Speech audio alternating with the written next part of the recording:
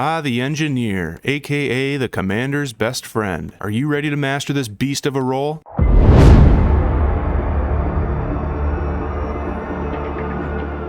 From building resource nodes for the commander to fortifying strong points to setting traps like Kevin McCallister from Home Alone, engineers are a versatile role and an absolute defensive force multiplier when played correctly. First, let's take a quick look at the engineer loadouts. The standard issue loadout for each faction includes a wrench, a hammer, 2 bandages, a torch, 2 anti-personnel mines, 1 anti-tank mine, and either a knife or a shovel. For the US, the primary weapon is the M1 carbine. For the Germans, it's the Kar 98K, and for the Soviets, it's the Mosin Nagant 9130. Once you reach level 3, you'll unlock the Sapper loadout for the US and Soviets, and the Pioneer loadout for the Germans. These loadouts include a hammer, 2 bandages, 2 anti-personnel mines, 2 smoke grenades, a satchel, and a knife or shovel. The primary weapons for these loadouts are the M97 trench gun for the US, the MP40 for the Germans, and again, the Mosin Nagant 9130 for the Soviets. Now the US faction actually has a third loadout called Field Engineer that you unlock when you reach level 6, and that includes a wrench,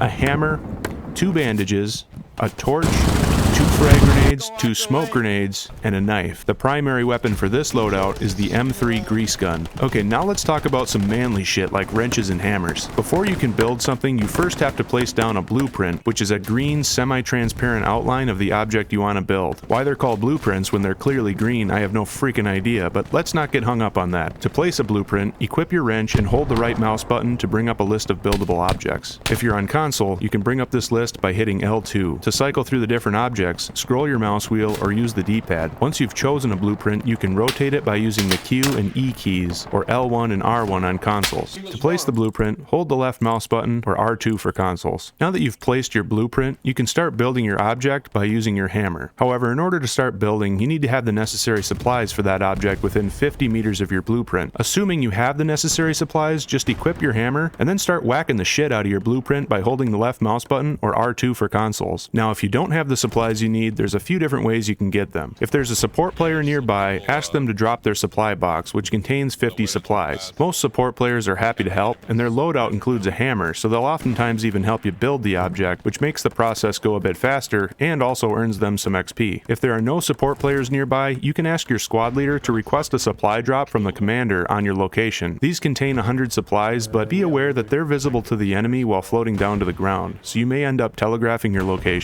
A better choice is to use a supply truck, which carries 2 crates of 150 supplies each. If there isn't one available, you can have your squad leader ask the commander to spawn one at HQ for you. Just redeploy at HQ and drive the truck to your blueprint. Once you're within 50 meters of your blueprint, drop one of the supply crates by holding the right mouse button or R1 on consoles. Make sure to turn the engine off so you don't attract any enemies.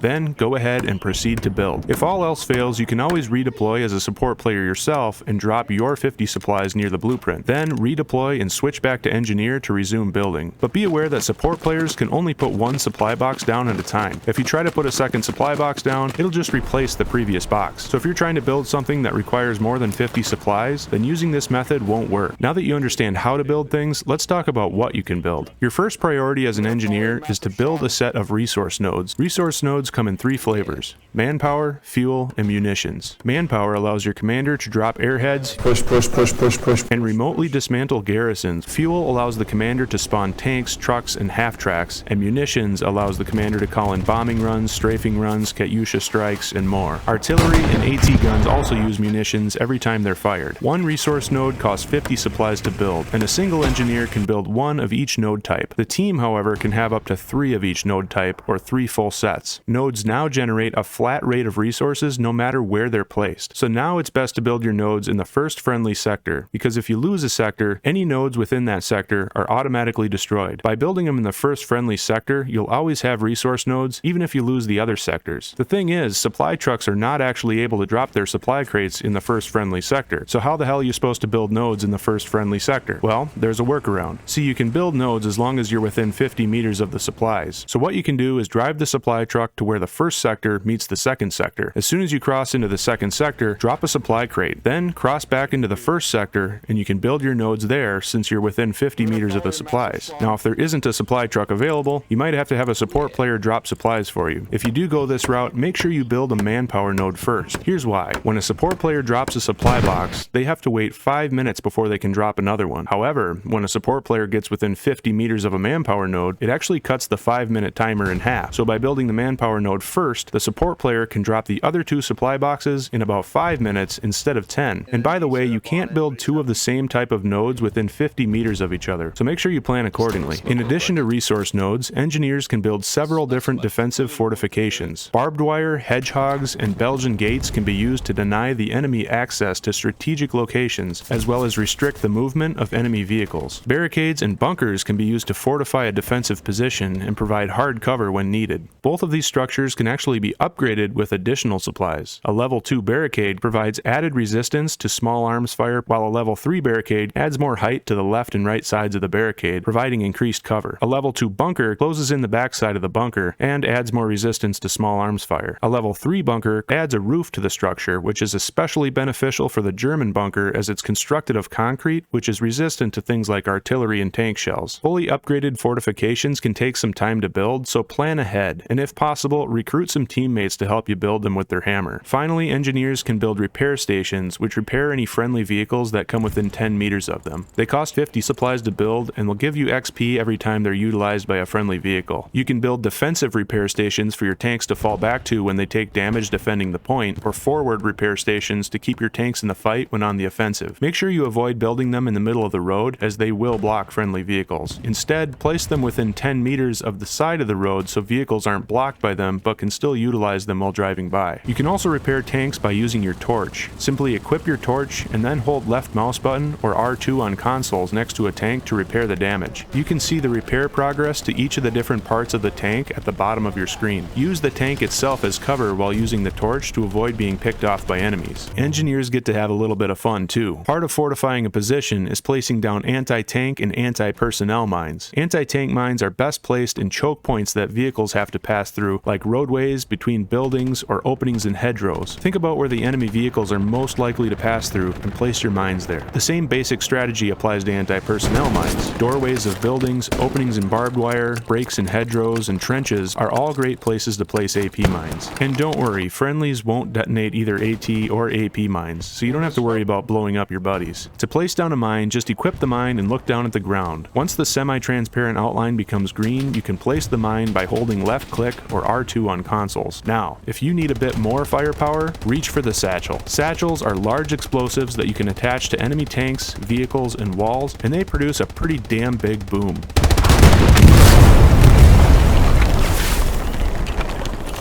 To place a satchel, position the semi-transparent satchel outline so it turns green. At this point, you can set the fuse to 30, 60, or 120 seconds, whatever the situation calls for. Then, hold the left mouse button or R2 to attach it. Now get the hell out of there and make sure you warn nearby blueberries that a satchel charge is about to go boom in local voice chat. Satchel on the truck, guys, back up. Satchel on the truck here.